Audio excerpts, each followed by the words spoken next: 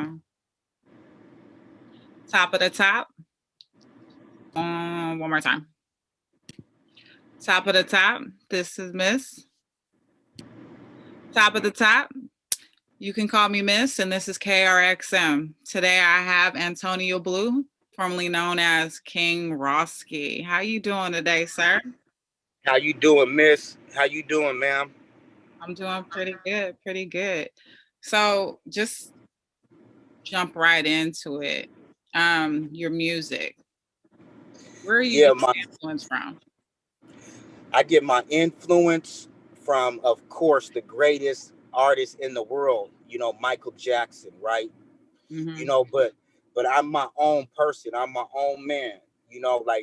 I probably could have been security for Mike, tell you the truth. So I'm like that. Like I grew up in with the military and martial arts, and then I ran away from that and ended up in the streets where I also didn't waver, but I gave that life up. I gave that life up, and that's why I'm getting blessed today. And a lot of the street people, they respect me because they remember who I was, and they know where I came and where I'm at right now. So my is that the evolution from Antonio Blue to from King Rawzky to Antonio Blue? Is that where that is coming from? Yep, that is.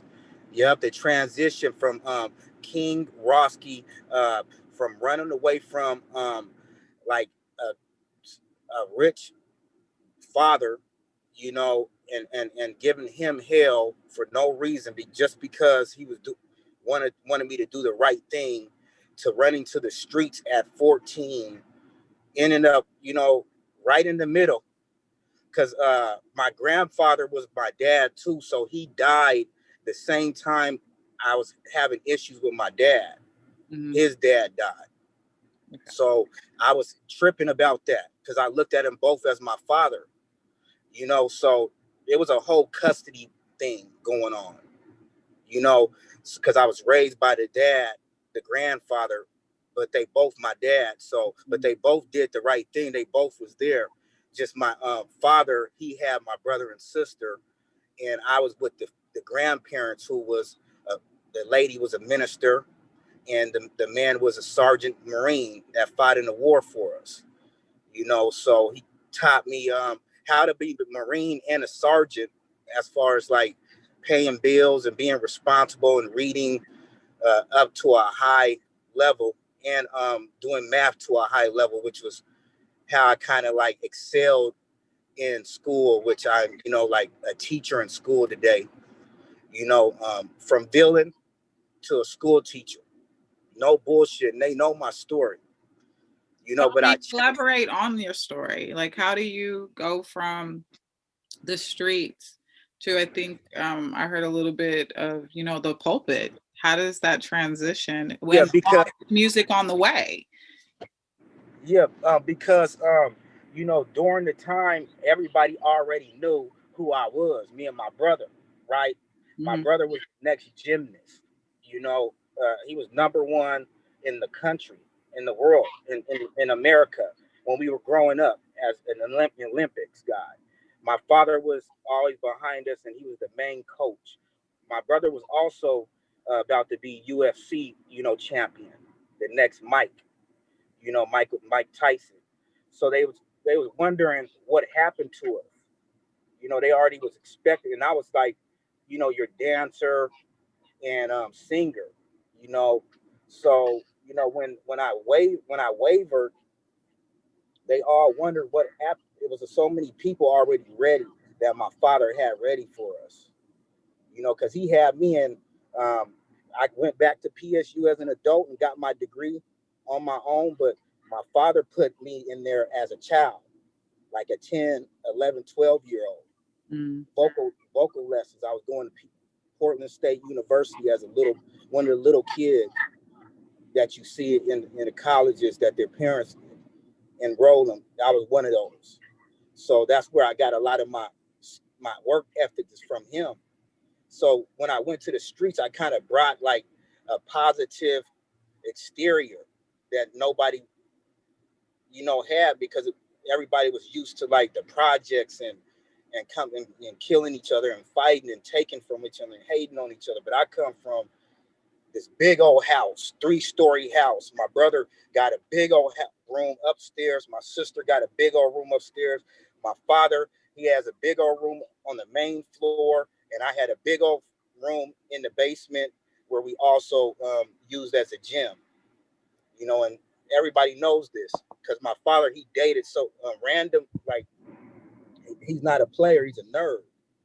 He was once like, nerds can be players too. My mama told me that a nerd can break your heart, and I'm sure your father broke a couple hearts. But ultimately, like with the upbringing, from what I'm trying to get at is from streets, music, pulpit. Where did that how did that all come about?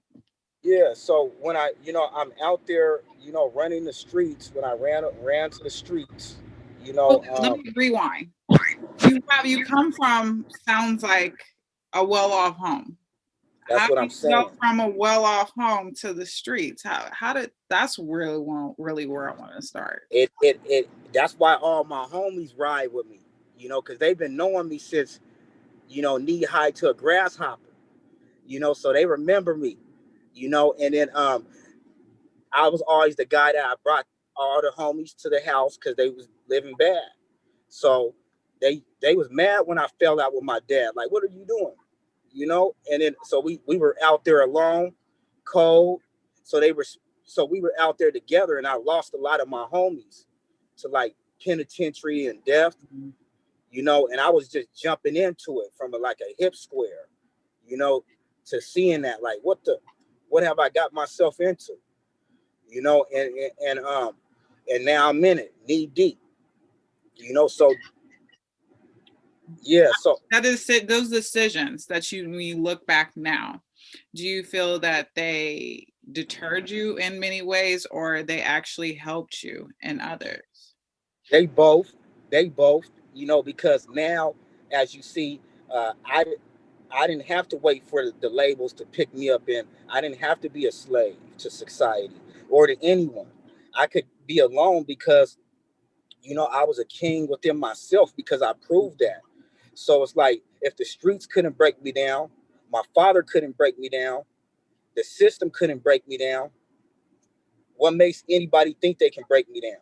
So I was broken down when I went to the streets, and I built me and my homies up because, like I said, I came from that good shit. So I still remembered,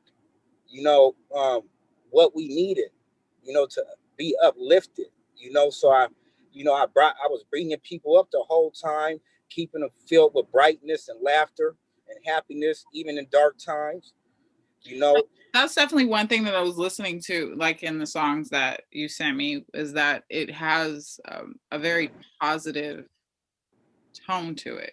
And I think right now where we are in just with industry standards and Black culture, they don't seem to want it to be that way. So do you find it the more challenging reaching more markets and things like that because you are positive and you are trying to uplift the people opposed to yeah. Hell yeah. You know that. You a target now, and no one does it. If you look on social media, they want our people to be represented as ghetto. And I'm a real representative because I'm a project pyro. I'm this little G'd up right here, little gangster Wayne. They know who I am, Rawzky. I'm up under some real gangsters. So from Power, so they already know my files, so yeah, when you do the positive and you uplift them, that's when you become the enemy, because, they want to destroy the culture. So they only going to put people in who's stupid, who going to fall for the trap. And they want people to, they know my reputation. I'm the government's child. They know I done beat up police. That's why they want me to beat the mayor, because they look up to me. I was crazy as hell because I was mad, and I wasn't unstable. I was just mad at the world, and going through it, and I wanted to be, in charge. So I learned from them. They taught me martial arts. They taught me discipline. They taught me how to read and write and how to get a degree and communicate. So they know I'm dangerous. So they want people to fall out with me because they know you can't win. I'm too smart. And if you get in the ring, we're going to tear you up. My sniper's going to get you, military, polices, all that, and it's bad. Gangsters from both sides, Crips and Bloods and white boys. It's just, the next, I'm right up under that Farrakhan, you know. So the thing is that they know I've been creating, I've been uplifting.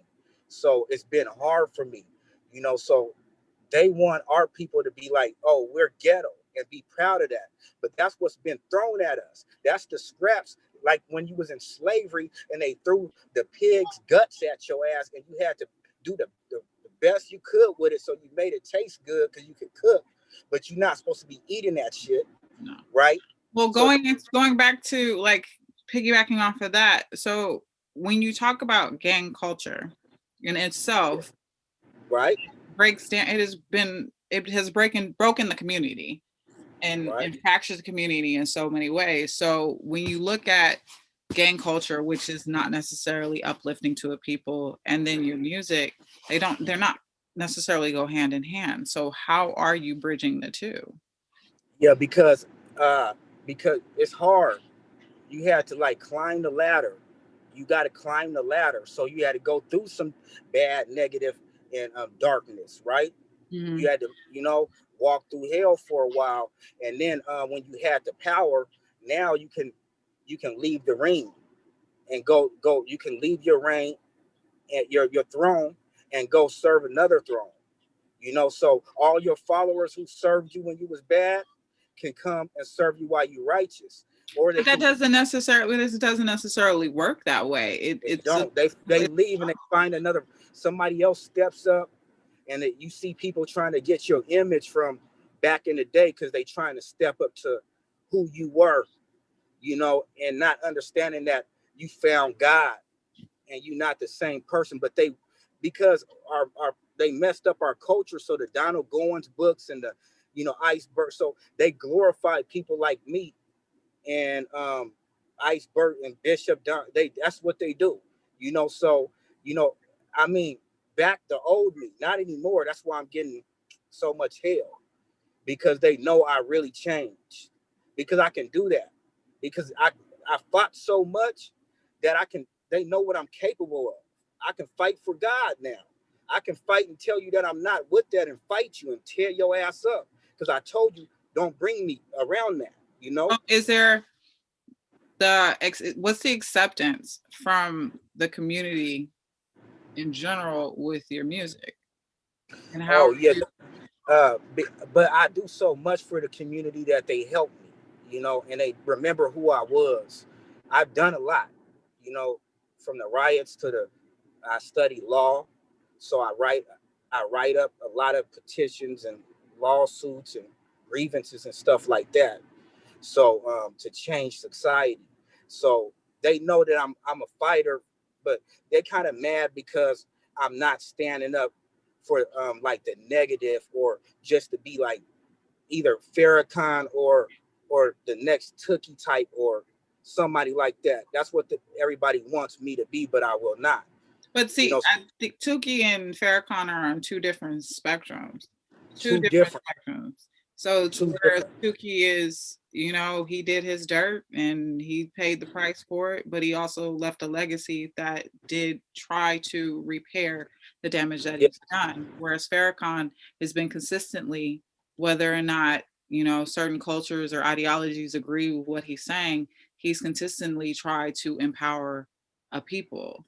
So exactly. do you find, or I'm assuming you maybe find yourself in the middle of those two people? No, because I feel like I once was in the middle, because I lived that lifestyle. I went out there, but So I feel like I'm leaning towards, would you say you're more leaning towards Tukey opposed to Farrakhan? yeah, I'm more closer closer to the Farrakhan. I'm not a street person anymore. I know I got my colors and stuff on, but I'm the lieutenant.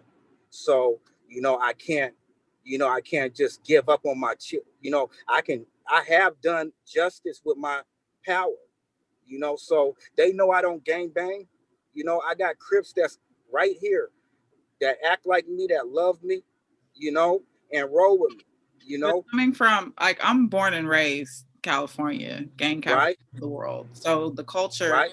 and just the understanding of what gang culture and what Crips community reform and progress originally stood for, and how it's branched off into the various states and been so disconnected from what it ultimately means to Yeah, be. that's where we got it from, is California. We from Portland, but we got our own right away. It was our own. See, the Crips came down. My family from California, so they was born like there. My cousins and brothers, and who I'm up under, and who I went to the streets and got up under, so that's how I ended up down there, and so, but the thing is that my whole family, Portland was a Crips town, because the California brought Cripping down here, and then it was just none of, you couldn't even be a blood, you get messed up real bad back then, and we had to clean it up, from the KKKs and all that abuse that was going on with the blue rags, so but the thing is that we end up coming back together like we initially was, because all our family was the Panthers, and that's who made us. That's and I think that most people don't, especially the younger culture or the younger No, they don't know. They don't understand that, like I said, community reform in progress. It was about protecting a people against police brutality and things. They don't understand. They see guy like me with somebody like Snoop Dogg, or and be like, what's going on? But the thing is, I'm even more further along than them, because they straight gangsters still, even though they're not gang banging. So what's the push? Then that goes back. So what's the pushback? So this goes back to originally the music and the positivity and the uplifting nature of it, opposed to the current day gang culture that is still, about diminishing. I just stay out of it. I stay out of it. My reputation precedes itself, and people are happy that I'm not Monster Cody. But even So Mr. Cody, I never read his book, but even like everybody has a path that they have to go on. And I can go into my disdain with current day gang culture, but that's not really the point. What I really want to get back is your pushback, because what is your pushback? Or no, more so, what I believe in accountability. Yep. Where do you hold yourself accountable, and what are you doing to rectify the things that you have done to cause, because ultimately present day gang culture is a part of a nationalist movement that does not help people of color, because we are killing ourselves. But it did when I was in it. It helped. And that's why, if you ask the stories, how did it see, that's what I'm trying to get at. How current, so I'm maybe a little bit older than most people will think. So, but I grew up in the rise of gang culture. I grew up with in South Central Los Angeles. Yeah, right. When it got bad.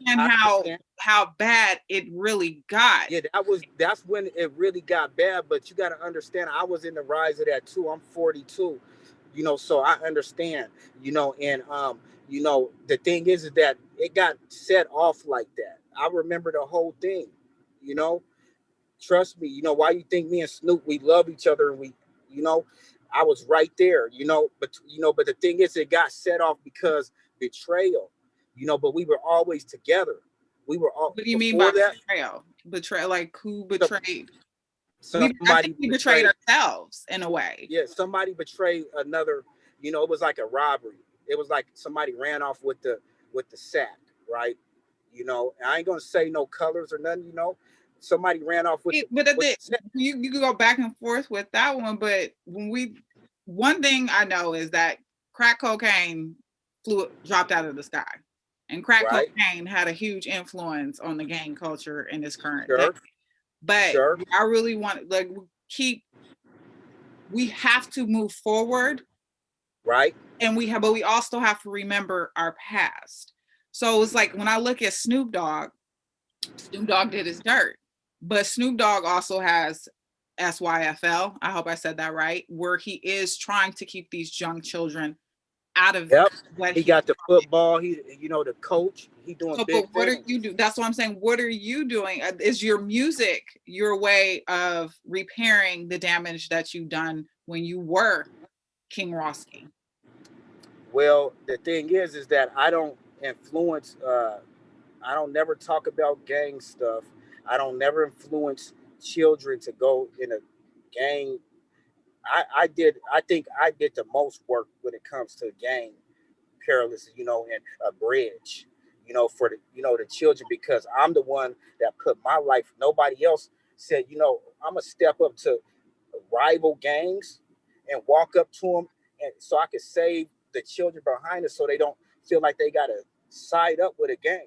So now even Crips is siding up with me. That's why you see the blue, because I got both.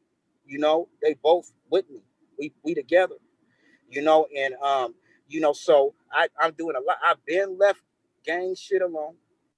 So I don't want to get. See, that's the thing. You can't ever leave it alone. I'm not a gang member, but I am definitely associated with. I can't, because I'm I'm powerful, and so somebody gonna have to step to people that's up under me, because they the next in line, and they the ones still active. I'm not active.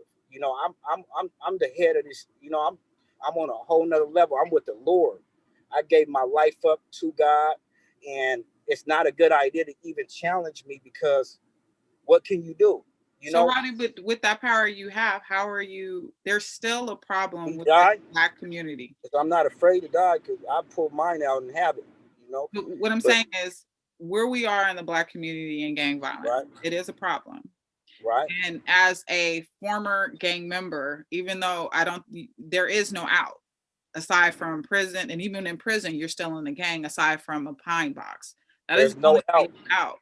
How are you fixing the damage that you've done? Because each individual gang member has caused some type of damage within the community. And when we're looking at where we are with but you gotta how are you taking responsibility for what you've done? I'm gonna answer your question, but you gotta also hold face value for it. Like, the thing is, not everybody are the same. So I came, like, when I came in the game, we weren't battling with one another. I swear, ask the stories about me. I never really got into it with brothers and Crips and gang, other gang members. I got into with skinheads and stuff like that, and police officers. But ask about me. I never. Here I am with this, and I just really want to make this point. Right. Skinheads, police brutality, or crooked officers, and gang violence, they all go hand in hand, because guess what? They are terrorizing a Black community. Right. So when being a part of that, like when we're talking about Snoop, and like there's plenty of hip hop artists that have paid their dues, have done their dirt, and are making restitution to the community. Right. What are you doing for restitution? I'm doing it all. So I don't really like to, I'm a teacher for one, a real teacher, and a real minister for two. Like, got my degree for it, saved, don't do liquor and drugs, don't commit sins, walk a holy life. I walk a holy life. So that's what nobody else is doing that. That's what I'm doing. I'm teaching, I'm educating the youth, I'm rescuing animals, I'm doing it all. Let's dwell on that, though. You're educating. What is the curriculum behind your? Well, I teach you know, our history, you know, but I teach music. That's what I got my degree in, is music. So, you know, I teach artist development and, you know, how to become a better singer and find your signature sound, you Mhm. know. And I'm really like, see, I don't want to get people, you know, the wrong idea, you know, because I came into the streets, hip square, and I was just up under some powerful people. So Mhm. let's just say I was a mascot to make the hood look good, right? So when it comes to all that, this, I wasn't a part of none of the destruction of the culture. When I got into it, anybody would vouch for me. Black Panthers would vouch for me. We had orders, and that's why I'm so powerful today. I don't have problems with no brothers, no sisters. You know, all my issues with we the ones who. That's why it was good. So I wanted to clear that up because you said that gangs didn't do nothing. They came in as a good thing. We made it a They came, bad thing. but that was 50 years ago. But here's the thing. Yeah. So if me and you rob a bank, no, scratch that. So When I got I'm into it, driving a they car were my brothers. and you I get didn't. out of the car I and you needed a drive. Hold on. brother. You get out of the car. I'm just driving the car. I have no idea what you're doing. You go rob a bank. You get back Right. in the car and I drive you somewhere. Right. I am now an accomplice to your crime. So when we're talking about gang violence in general, no matter whether or not you may have witnessed it, you may not have pulled the trigger, you may not have been in the vicinity, but once you connect yourself to this group, and I know a lot of times, and I know a lot about gangs and the history and just like in general LAPD. There's a huge Yeah. problem with I know what you're saying. It's true, but the thing is different with one individual. It never happened before. It's unseen, right? Where one man can walk anywhere in the middle of them and have some god darn authority. I'm not playing around. So it's like everybody already know. Oh, he ain't never. Oh, he did this. Oh, that's, you know, they got my image and identity. They being me for a reason. You know, like I go anywhere. I'm not that brother that I'm the brother that everybody look up to. You know, like no bullshit. Everybody, you know, like especially if you in the streets, you look up to, because you remember who I was. Somebody told you. Because my homeboys, they still out there and they notorious. You know, I'm not with them. I left. You know, they love me still. You know, they still out there. You know, I'm not. They know who I am. You know, like I just walked a different path, like Bishop Don Juan or Al Sharpton. Everybody was out there. Everybody was in the streets at one point. You know, I've been left it alone, maybe 13, 15 years, so you know? okay. So because I definitely there's something we talked about in regards to the animal rescue that Right? I definitely wanted you to touch upon. So how did you get involved in that, and you know why is it so important to you? Because like I said, I didn't come from the gang culture, you know. I knew it was a part of my culture. I ran to my culture from, you know, some good shit. I left some good shit, you know, like big old house farms. You know, just my father was an animal rescue person and a government person, Mm, you know, so I already had good upbringing, you know, so, you know, when I left, I brought that with me. You know, I was watching the TV and my dad gave me too much power at too young. So I got overboard. So I ran to the middle of the neck of the ghetto, you know, with people that I went to school with from like elementary. I called them and I went over their house and they was already gang banging because they grew up in that. Like what you're saying. I didn't grow up in that. mhm, Everybody know my story. I got people vouch for me because I helped so many. I was the hip square helping everybody, like the Robin Hood running around. Like, why you over here, man? You good. Get back over there. But then I had so much skills that you needed me, you know. I had to clean some stuff up, but I never hurt nobody like that. I was always like the fighter. I told you my dad put us in that stuff. My brother, the next Tyson, really, and so nobody messed with us because we already done busted heads, plenty of them, so that's what they needed, and we cleaned it up. That's why gangs was necessary, because when I left my father and I ran, I didn't know where I was gonna go. I ran to my homeboy Hot Dog from Pyro, and and he was already ganging. He had his big homies right there. They was like, identify yourself.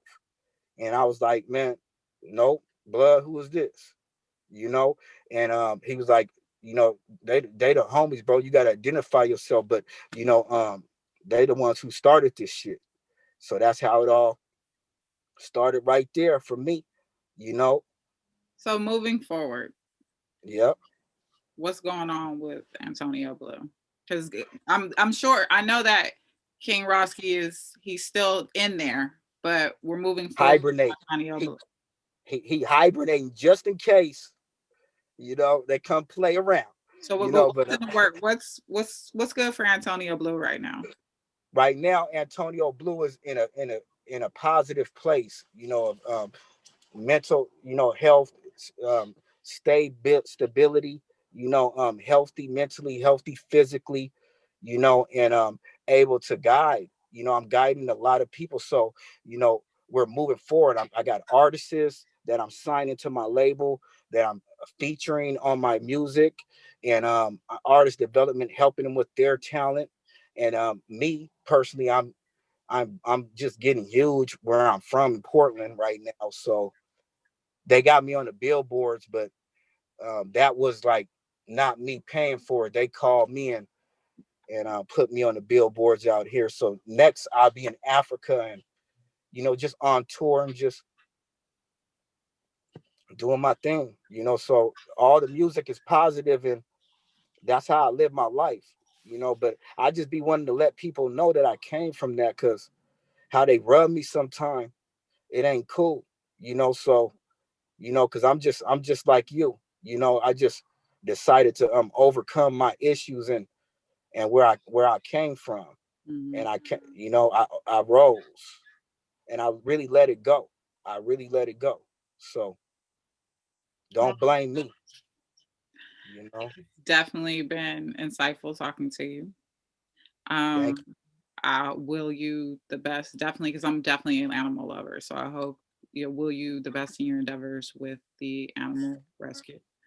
Um, you. Yeah, when I get to Africa, I'm gonna do the safari too. So they're gonna I have a lot of African princes and stuff right now who helps me out there.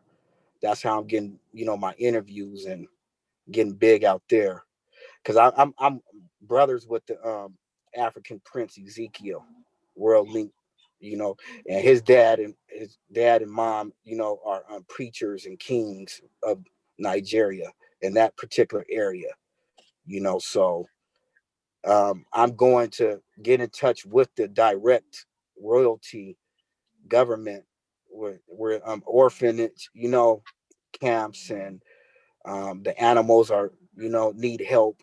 But when I get there, I'll provide my assistance. Same thing I've been doing here, which is teaching and rescuing animals and straying people from a negative life.